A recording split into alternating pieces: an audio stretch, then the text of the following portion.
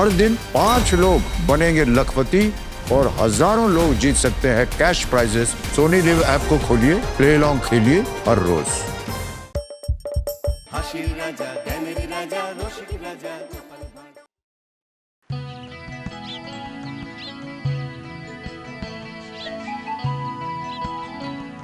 মহারাজ, আরে মন্ত্রীজি, এসো এসো এসো। তা বলো, কি খবর? এই ফাঁকে বলেই ফেলি, মনে হয় কানে নেবে। আরে কি হলো বড়? আজ্ঞে মহারাজ, গোপাল রাজ্যময় রটিয়ে বেড়াচ্ছে যে কি রটিয়ে বেড়াচ্ছে? আপনার মাথায় নাকি কোনো বুদ্ধিই নেই। শুধু গোপাল আছে বলেই আপনি রাজাগিরি চালিয়ে যেতে পারছেন। তাই নাকি? তুমি নিজে কানে শুনেছো এসব? আজ্ঞে, আমার সামনে এ কথা বলার সাহস তো ওরা নেই, কিন্তু যাদের বলেছে তারাই এসে। এই, তুমি এর প্রমাণ দিতে পারবে? অবশ্যই, 2-4 জন সাক্ষী আমি সাথে করেই নিয়ে এসেছি। ডাকো তাদের। আরে কোথায় গেলি রে সব? কোথায় গেলি? মহারাজের কাছে এসে সব বলে যা।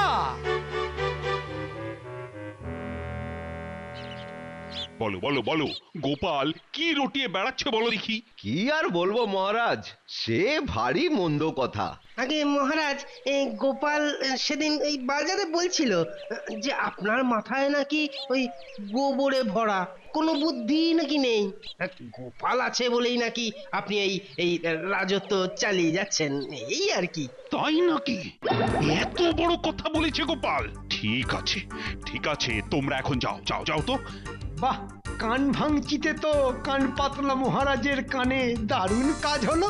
মন্ত্রী, বলুন মহারাজ। আজ থেকে গোপালকে যেন আর রাজসভায় দেখতে না পাই। ওর মুখ আর দেখতে চাই না আমি। সকলকে কথা বলে দিও। যথা আজ্ঞা মহারাজ।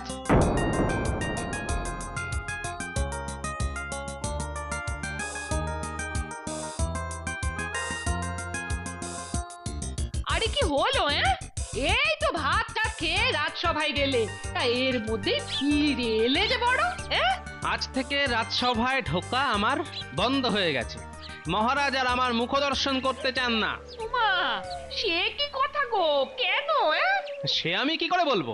তা মহারাজ কি নিজের মুখে তোমায় এ কথা বলেছেন?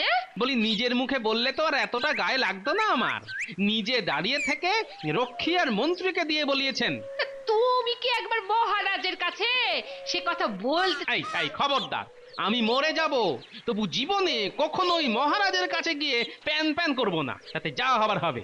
যাক, রাজা আর গোপালের ছাড়াছাড়ি তো করানো গেল। এবার কায়দা করে রাজাটাকে ঘরে বন্দি করে একবার এ রাজ্যের রাজা হয়ে বসতে পারলেই।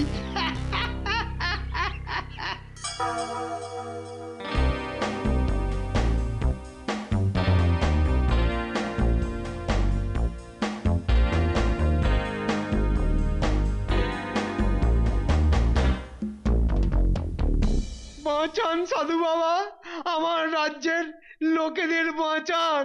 কে কে তুই? কি হয়েছে, কাঁদছিস কেন? আমার রাজ্যের লোকেদের বাঁচান সাধু বাবা, তাদের জীবন তছনছ হয়ে যাচ্ছে। তা আমি কি করব? তোদের রাজার কাছে যা। আর রাজা, হায় হায়, ওই অত্যাচারী রাজার আদেশেই তো আমাদের এই দশা। রাজার লোকেরা খাজনার জন্য লোকের বাড়ি ঘর জ্বালিয়ে পুড়িয়ে খাক করে দিচ্ছে, আমাদের ছেলে মেয়েদের ধরে নিয়ে যাচ্ছে। বাঁচান সাধু বাবা, সৎ প্রতিবাদী লোকেদের শুলে চড়াচ্ছে। রাজা হয়ে প্রজাদের ওপর এত অনাচার, প্রজাদের জীবন কণ্টকিত করা। আমি অভিশাপ দিচ্ছি, ওই রাজার গায়ে কাঁটা বেরোক। বাঁচান সাধু বাবা, আমাদের বাঁচান। আমার কথা মিথ্যে হয় না। তুই গিয়ে লোকেদের বল, কাল থেকে ওই রাজা ওর পাপের শাস্তি পাবে। যা। আশীর্বাদ করুন সাধু বাবা। আশীর্বাদ করি, কর্মফল ভোগ কর। বুঝলে রানী, কদিন গোপালকে দেখতে না পেয়ে মনটা কেমন খারাপ হয়ে আছে। তা তুমিও যেমন, বলা নেই কওয়া নেই, কার মুখে কি শুনে দুম করে গোপালের মুখ দেখবো না বলে বসলে। আচ্ছা, গোপাল কথাগুলো সত্যি সত্যি বলেছিল কিনা সেটা একবার বাজিয়ে পর্যন্ত দেখলে না? সেটা অবশ্য ঠিক। ঠিক আছে, কাল ওকে আমি ডেকে পাঠাবো। সেই ভালো, ডেকে পাঠিয়ে নিজেদের মধ্যেকার মান অভিমান সব মিটিয়ে নাও। এখন শুয়ে পড়ো দেখি, অনেক রাত হলো।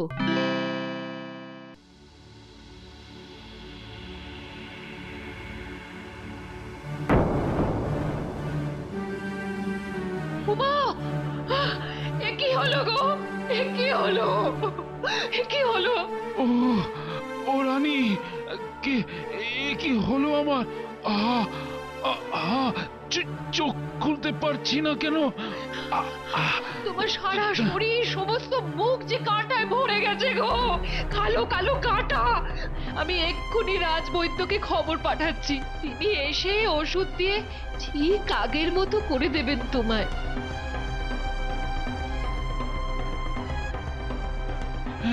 ওষুধ নেই, তাহলে কি হবে আমার?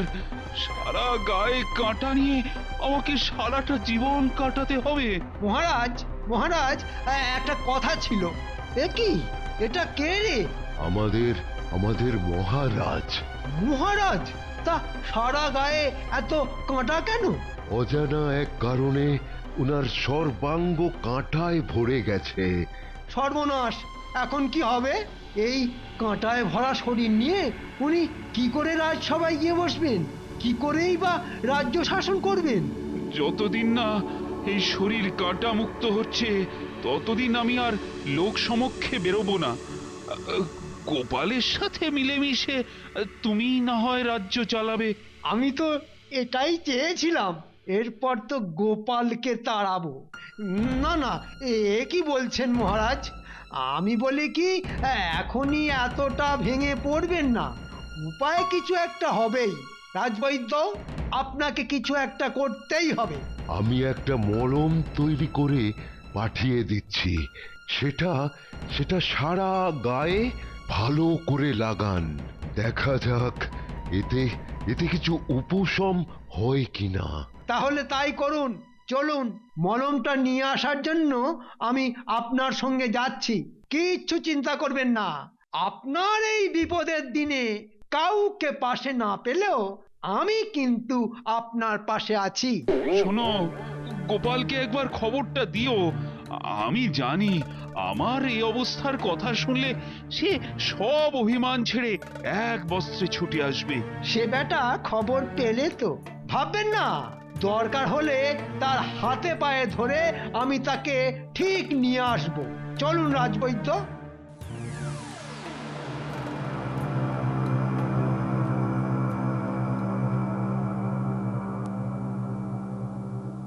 এই বেটা রক্ষী, আগে আদেশ করুন মন্ত্রী মশাই। শোন, এখন থেকে মহারাজের শোবার ঘরের সামনে তুই একলা পাহারা দিবি। কাউকে ঘরে যেতে আসতে দিবি না। ঠিক আছে মন্ত্রী মশাই।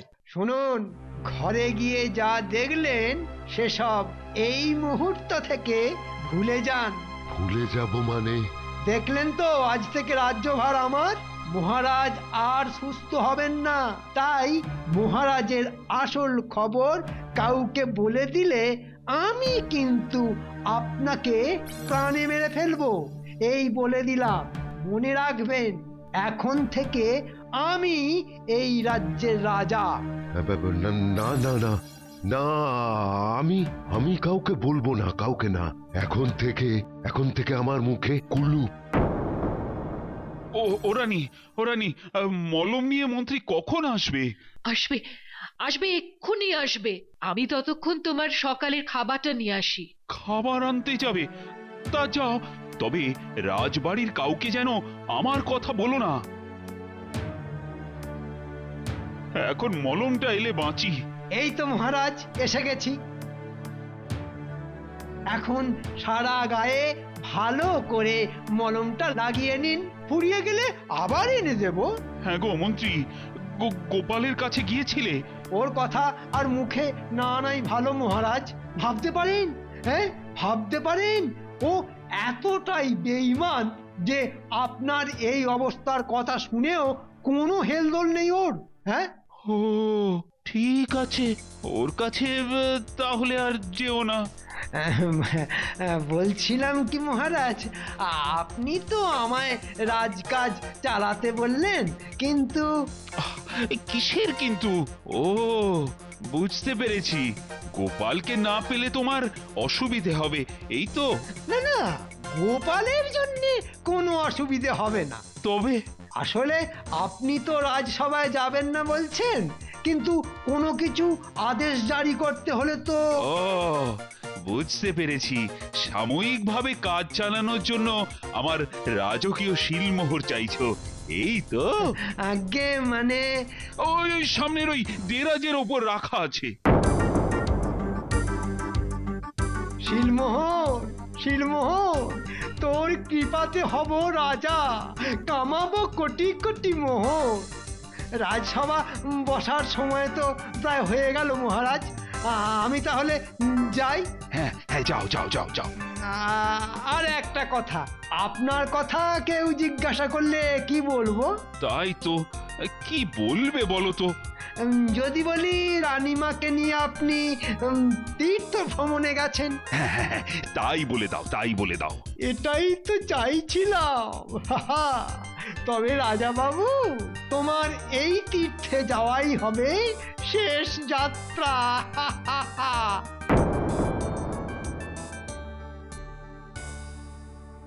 গোপাল, ও গোপাল, গোপাল আছো নাকি? আমি রাজ পেয়াদা। ওই দেখো, ওই দেখো, পেয়াদা পাঠিয়ে মহারাজ তোমায় ডাকা করেছেন। হ্যাঁ, কি ব্যাপার? কাল সকালের মধ্যে মহারাজ তোমাকে এই ঘর, এই রাজ্য ছেড়ে মানে চলে যেতে বলেছেন। তার মানে? ওসব মানে ফানে আমি জানি না, আমার কাছে শুধু মহারাজের শিলমোহর লাগানো আদেশপত্র আছে, এই দেখো।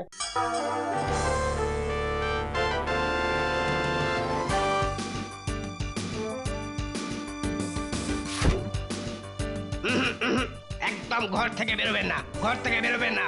মানে? নতুন রাজার আদেশে এখন থেকে আপনাদের এই ঘরে ঘর বন্দি করে রাখা হলো। নতুন রাজা? কে নতুন রাজা?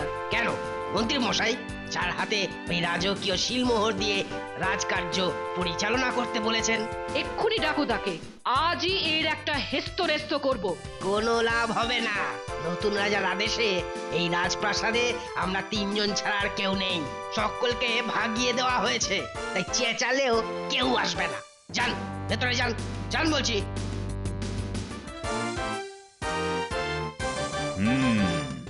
এখন বুঝতে পেরেছি ওই শয়তানটার শয়তানি। বুঝতেই যখন পেরেছেন, তখন চুপচাপ বসে থাকুন। বেশি ট্যাঁফও করেছেন কি দুজনকে ধরে শুলে চড়িয়ে দেব, কেউ জানতে পারবে না। মন্ত্রী, তুমি এতটা নীচ? আমি যে কতটা নিচে নামতে পারি তা আপনি কল্পনাও করতে পারবেন না। হায় হায়, কেন যে ওই শয়তানটার কথায় বিশ্বাস করে গোপালের মুখ দেখবো না বলেছিলাম। ও হায় হায় হায় হায়।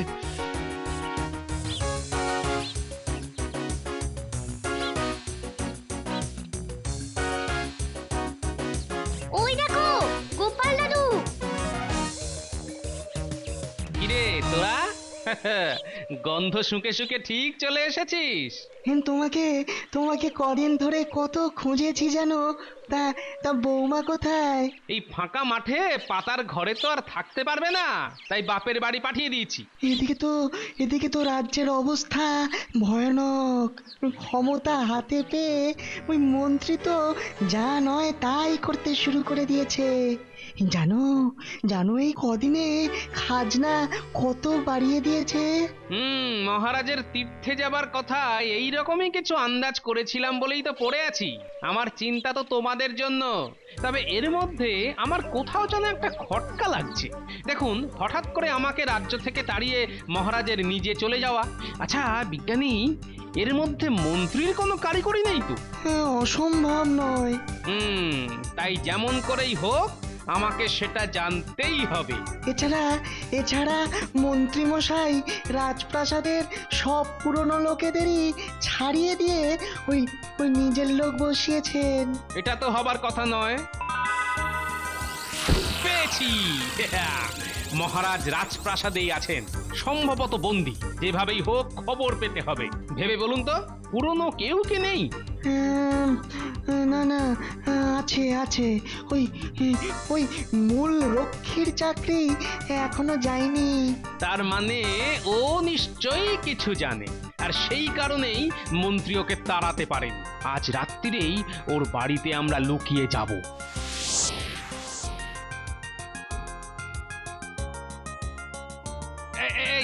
এই রক্ষী, শোনো তো একবার, এদিকে শোনো। এই বলেছে গোপাল দাদা, তুমি এখানে?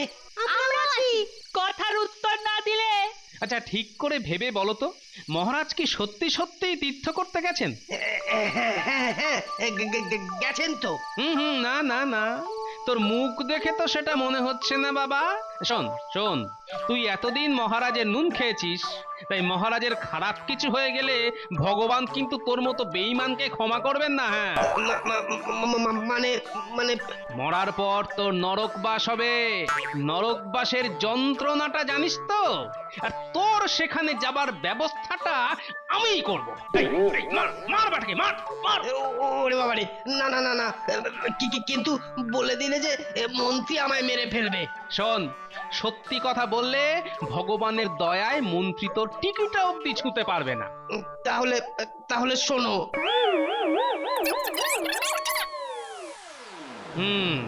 বুঝতে পেরেছি, যা ভেবেছিলাম তাই। যা যা, তুই এখন যা।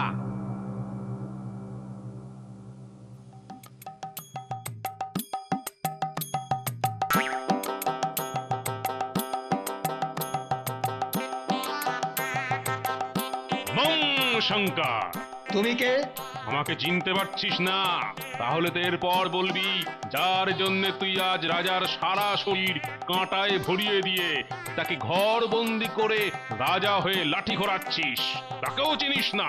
আরে বাবা, এই সাধু তো সবই জানে দেখছি। না না, সেই সাধু বাবাকে ভুলবো কেমন করে? সাধু বাবা একটা বিশেষ প্রয়োজনে তোকে কালই আমার সাথে যেতে বলেছে। ঠিক আছে, যাব।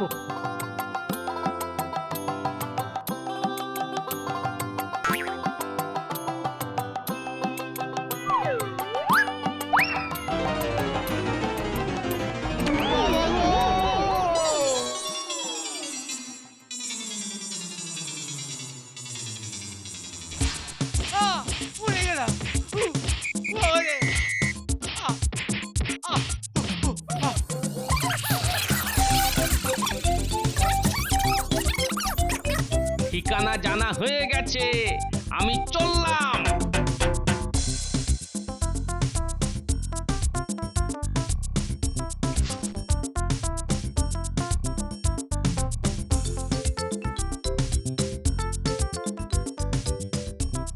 সাধু সেজেছিস তুই? তুই তো সাধু নোস। আমি সাধুও নই, আবার জাদুকরও নই। আমি এক মগজওয়ালা বুদ্ধিমান মানুষ। তাই নাকি? তাহলে তো প্রমাণ দিতে হবে। এই বাক্স তালা দিয়ে বন্ধ, 3টি সঠিক সংখ্যা এর কাছে গিয়ে বললে এই তালা খুলে যায়। সূত্রটা বলে দিচ্ছি, তাহলে অর্জুনকে দিয়েই শুরু কর। তালা খোলার ঝঞ্ঝাট, মনে তাই অশান্তি, অবশ্যই করতে হবে সর্বগ্রহের শান্তি।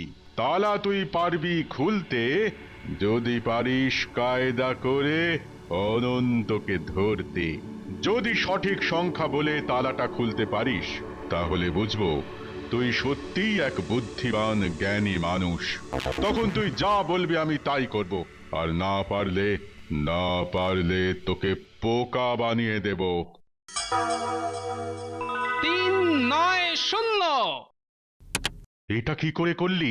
মহাভারতের অর্জুনের আরেক নাম তৃতীয় পাণ্ডব, তাই প্রথম সংখ্যা 3, নবগ্রহের 9, আর অনন্ত মানে মহাশূন্য 390। বাহ বাহ বাহ!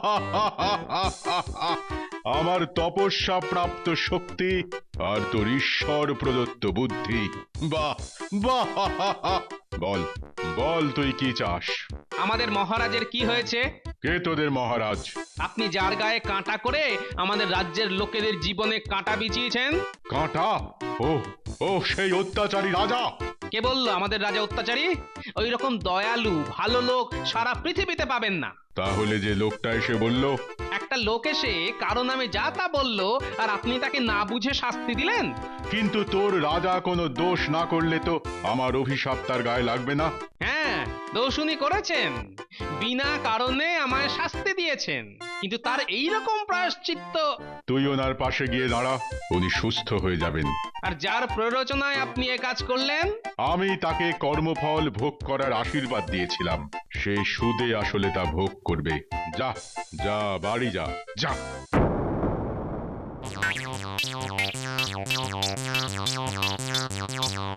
ওরে বাবা, ওরে বাবা রে, সারা শরীরে যে কাঁটায় ভরে গেল রে।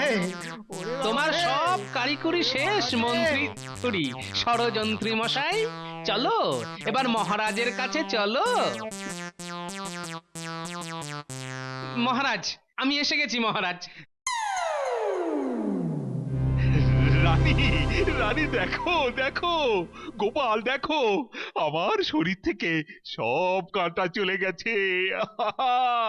আমি আবার আগের মতো হয়ে গেছি, আবার আগের মতো। তাহলে বুঝলেন তো মহারাজ মন্ত্রী মশাইয়ের কীর্তি। আচ্ছা, কি করা যায় বলো তো গোপাল? হতচ্ছাড়াটাকে জবাই করব না শুলে দেব?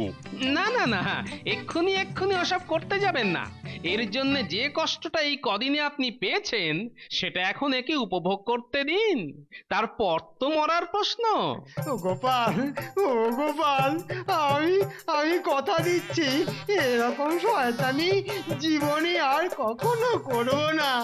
ও বাবা, গোপাল, তুমি তুমি শুধু সাধু বাবাকে বলে আমায় আবার আগের মতো করে দাও গোপাল, করে দাও। আগে তো 1 মাস দেখি শয়তানি কতটা কাটলো, তারপর না হয় ভাবা যাবে। For more updates, subscribe to our channel, click the show links and enjoy watching the videos.